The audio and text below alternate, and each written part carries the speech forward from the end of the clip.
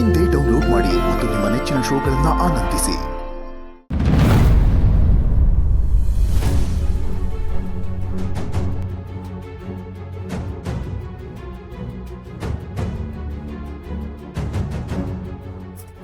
ಸ್ನೇಹ ಸ್ನೇಹ being ಕೊಡವೆ.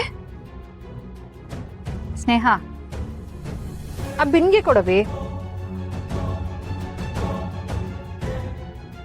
ಸ್ನೇಹ ಏನವಿ ಯೋಚನೆ ಮಾಡ್ತಿದ್ಯಾ? ಏನಿಲ್ಲ ಅಕ್ಕ. ಸ್ನೇಹ ಮತ್ತೆ ಅದ್ರ ಬಗ್ಗೆನೇ ಯೋಚನೆ ಮಾಡ್ತಿದ್ಯಾ? ನೋಡು, ಚಿಂತೆ ಅನ್ನೋದು ಬೆಂಕಿ ಇದ್ದಂಗೆ. ಬೆಂಕಿ ದೇಹನ ಸುಟ್ರೆ ಚಿಂತೆ ಮನ್ಸನ್ನ ಸುಡ್ತದೆ. ಅದಕ್ಕೆ ಅದನ್ನೆಲ್ಲ ತೆಗ್ದಾಕ್ಬಿಡ್ಬೇಕು. ನಾನು ಆ ವಿಷಯದ ಬಗ್ಗೆ ಯೋಚನೆ ಮಾಡ್ತಿಲ್ಲ. ಸರಿ ಹೋಯ್ತು, ಯೋಚನೆ ಮಾಡಕ್ಕೆ ಏನೂ ಇಲ್ಲ ಅಂತ ಈಗ ಇನ್ನೊಂದು ವಿಷಯದ ಬಗ್ಗೆ ಯೋಚನೆ ಮಾಡ್ತಿದ್ಯಾ? ಹಾಗಲ್ಲಕ್ಕ, ಕಂಟಿಯವ್ರಿಗೆ ನೋಟಿಸ್ ಕೊಡ್ಬೇಕಾದ್ರೆ ಚಂದ್ರು ಅಣ್ಣ ಕೇಳೋಣ ಅಂತಂದಾಗ ಕಂಟಿಯವ್ರು ಬೇಡ ಅಂದ್ರು. ನೀವು ಗಮನಿಸ್ರಾ? ಹ್ಞೂ ಕಣವಿ, ಸಿಟ್ಟಾಗಿ ಚಂದ್ರಣ್ಣಯ್ಯ ಬೇಡ, ಬ್ಯಾರೆಲ್ಲ ಯಾರನ್ನ ಹುಡುಕಿ ಮಾಡಿಸ್ತೀನಿ ಅಂತ ಹೇಳಿದ್ರು. ನಾನು ಇವಾಗ ಆ ವಿಷಯದ ಬಗ್ಗೆನೇ ಯೋಚನೆ ಮಾಡ್ತಿರೋದು. ಅದ್ರಾಗ ಯೋಚನೆ ಮಾಡೋದು ಯೋನದೇ ಸ್ನೇಹ. ಅಣ್ಣ ಹಿಂಗೂ ಕಂಟಿ ಅವ್ರಿಗೂ ಸಣ್ಣ ಪುಟ್ಟ ಜಗಳ ಎಲ್ಲ ಇದ್ದಿದ್ದೆ ಅಲ್ವೇ? ನಿಂಗೆ ಗೊತ್ತಲ್ಲ ಅವಿ ಕಂಟಿಯವ್ರ ಪಾಪ. ಅಣ್ಣಯ್ಯ ಯಾವ್ದೋ ವಿಚಾರಕ್ಕೆ ಬ್ಯಾಡ ಅಂತ ಹೇಳಿರ್ತಾರೆ, ಅದಕ್ಕೆ ಕಂಟಿಯವ್ರ ಪಾಪ ಮಾಡ್ಕೊಂಡಿರ್ತಾರೆ. ಇದಕ್ಕೆ ನೀನು ಈಟೊಂದು ತಲೆ ಕೆಡ್ಸ್ಕೊಳ್ಳೋ ಅವಶ್ಯಕತೆ ಇಲ್ಲ ಕಣ.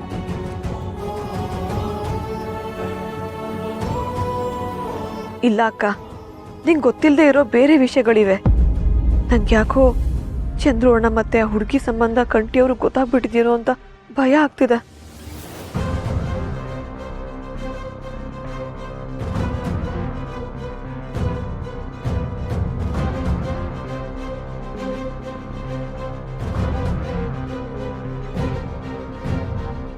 ಯೋನವಿ ಮತ್ತೆ ಅದನ್ನೇ ಯೋಚನೆ ಮಾಡಕ್ ಶುರು ಮಾಡ್ದ. ನೋಡು, ನೀನೀಗ ಒಂದು ಜೀವ ಅಲ್ಲ, 2 ಜೀವ. ನೀನು ಯೋಡ್ ಖುಷಿಯಾಗಿರ್ತೀಯೋ, ನೀನು ಹೊಟ್ಟೆನಾಗಿರೋ ಮಗುನೂ ಕೂಡ ಆಟೆ ಆರೋಗ್ಯವಾಗಿರ್ತದೆ. ಅದಕ್ಕೆ ಅದನ್ನೆಲ್ಲ ತಲೆಯಿಂದ ತೆಗ್ದಾಕಿ ಖುಷಿಯಾಗಿರ್ಬೇಕು.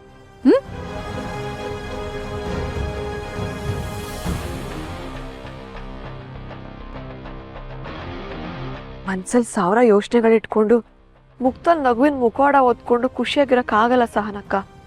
ನನ್ನ ಪ್ರತಿಯೊಂದು ಪ್ರಶ್ನೆಗೂ ಉತ್ತರ ಸಿಕ್ಕಿದ್ರೇನೆ ಮನ್ಸಲ್ಲಿರೋ ಭಾರ ಇಳಿದು ನಾನು ಖುಷಿಯಾಗಿರೋಕ್ ಸಾಧ್ಯ. ನನ್ನ ಪ್ರಶ್ನೆಗಳಿಗೆ ನಾನು ಉತ್ತರ ಹುಡುಕ್ತೀನಿ.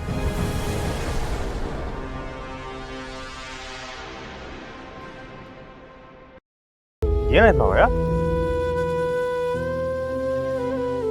ಓ, ಸುಮಾ ಇಲ್ಲಿಂದನೇ ಬಸ್ ಹತ್ತಿ ಕಾಲೇಜ್ಗೆ ಹೋಗ್ತಿದ್ರು ಅನ್ನೋದು ಜ್ಞಪ್ತಿಗೆ ಗೊತ್ತಾ? ಇದೊಳ್ಳೆ ಕತೆ ಆಯ್ತಲ್ಲ. ಮನೆನಾಗೆ ಸುಮ್ಮಗೆ ಅದಿಷ್ಟ ಇದಿಷ್ಟ ಅಂತೆಲ್ಲ ಹೇಳ್ತಿದ್ರೆ, ಈಗ ಸುಮ್ಮ ಜ್ಞಪ್ತಿಗೆ ಬಂದಿದ್ ಕೂಡ್ಲೆ ಬಾಯಿಗೊಳ್ಳೆ ಬೀಗ ಹಾಕೊಂಡಾಗೆ ಸುಮ್ಕಾಗ್ಬಿಟ್ಟಿದ್ರಾ? ಅದೇಂದ್ರೆ ಹಳೆ ನೆನಪುಗಳು ಕಾಡಿದ್ರೆ ಎಂತ ಮನ್ಸನು ಮರ ಆಗೋಯ್ತಾನೆ ಅನ್ನೋ ಮಾತು ಎಷ್ಟು ದಿಟ ಅಂತ ನನ್ಗೆ ಈಗ ಅನಿಸ್ತಾ ಇದೆ.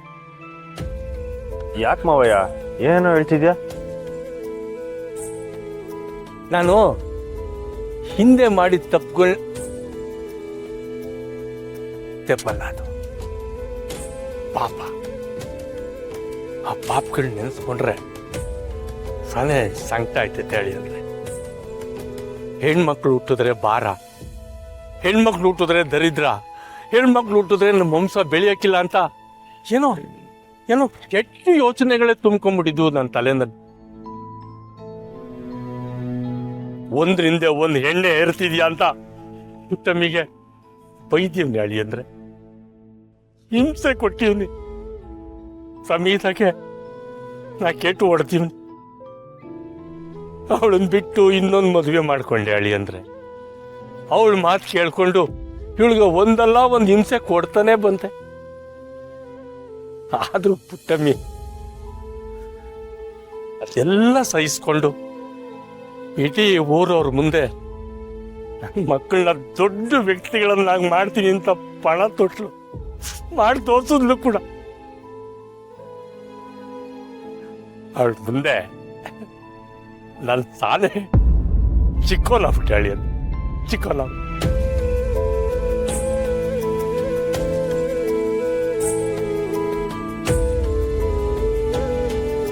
ಏನ್ರಿ ಸ್ನೇಹವ ಬಸ್ರಾದಾಗ ನೀವೊಂದು ಮಾತು ಹೇಳಿದ್ರಿ ಗಿಫ್ಟ್ ಆಯ್ತಾ? ಏನು ಹೇಳಿದ್ದೆ ಮಾವೆ? ನಮ್ಮವ್ವ ನನ್ನ ಬಂಗಾರ ಹುಟ್ಟು ಬತ್ತಾವಳೆ ಅಂದ್ರಿ. ಪುಟ್ಟಮ್ಮಿ ಹೆಣ್ಣೆದ್ದಾಗ ನಮ್ಮವ್ವ ನಮ್ಮ ಅಜ್ಜಿನ ಬತ್ತಾವಳೆ ಅಂತ ನನಗೆ ಅನ್ನಿಸ್ಲಿಲ್ಲ ಅಳಿ ಅಂದ್ರೆ. ಗಂಡು ಮಗುನೇ ಬೇಕು ಅನ್ನೋ ಆಸೆನಾಗೆ ಹೆಣ್ಣೆತ್ತಿದ ಹಸುಗೂಸನ್ನೇ ಬಿಟ್ಟು ಮುಖಾನು ನೋಡ್ದಿರ ಹೊಂಟೋದು ನಾನು. ಈಗ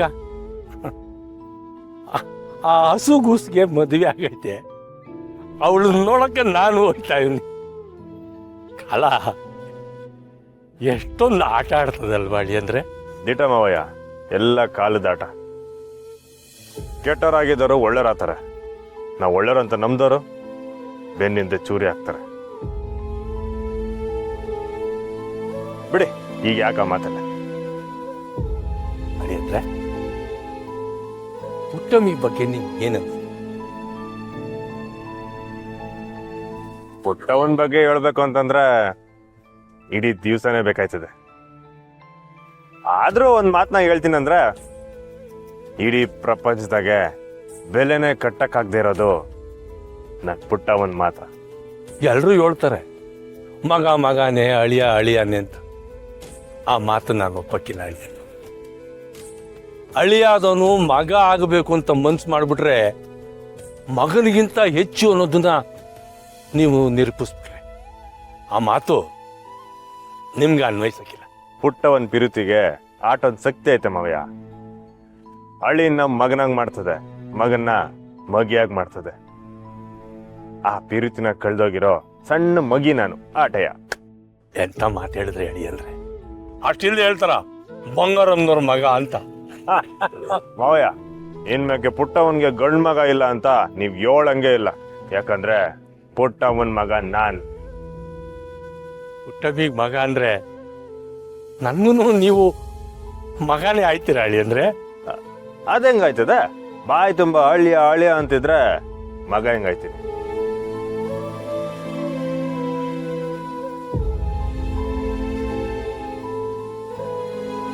ಹೌದು ಮಾವಯ್ಯ, ನಾನ್ ನಿಮ್ಗೆ ಯಾವತ್ತಿದ್ರು ಮಗನಯ್ಯ. ನಿಮ್ಮನ್ನ ಮಗ ಅಂತ ಕರಿಬೇಕಾ ಅಳಿಯ ಅಂತ ಕರಿಬೇಕಾ ಒಂದು ಗೊತ್ತಾಯ್ತಿಲ್ಲ. ನೀವ್ ಏನೇ ಅಂದ್ರು ನಾನ್ ನಿಮ್ ಮಗನಯ್ಯ, ಸರಿನಾ? ಸರಿ ಬನ್ನಿ, ಹಿಂಗೆ ರೋಡ ನಿಂತ್ಕೊಂಡ್ ಮಾತಾಡ್ತಾ ಇದ್ರೆ ಸುಮ್ಮನೆ ಮನೆಗೆ ಹೋಗೋಷ್ಟಾಗೆ ಓದ್ ಮುಳುಗೋಗಿರ್ತದೆ. ಬನ್ನಿ ಬನ್ನಿ.